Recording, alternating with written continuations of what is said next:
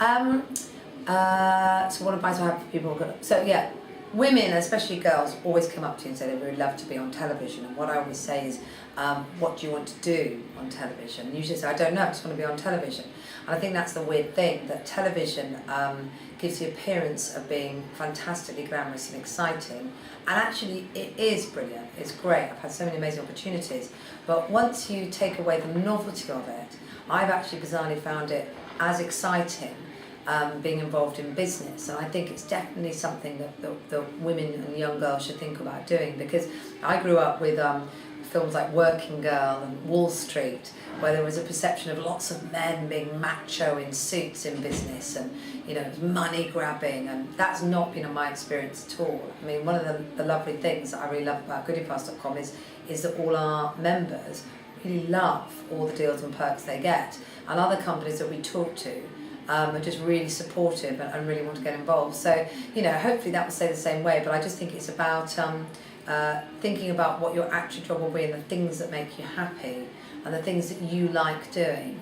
And very quickly I think you find that it's not necessarily, being on X Factor, although if I could sing I would, or anything like that. Sometimes it's dealing with people day to day and feeling like you've got something really rewarding.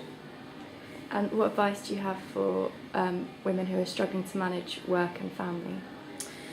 Well, I'm not sure I'm the person that should be giving advice on how to juggle women, starts again.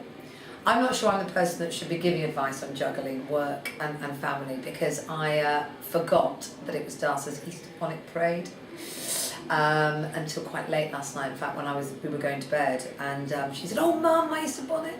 So we had a rather late night, the two of us last night, sticking things together in cardboard. So, I think that a lot of women are juggling enormous timetables that would make the chairman of a multi-international company's head weep.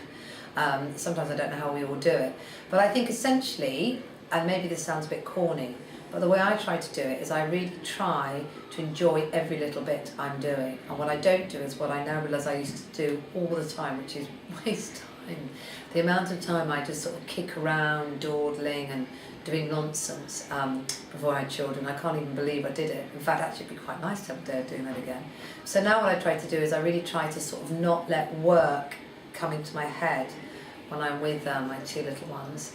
And really try and focus on being with them then. But of course we all get it wrong, don't we? And what's your idea of thinking outside the box? What does that mean to you? Well, I'm trying to think outside the box about thinking outside the box.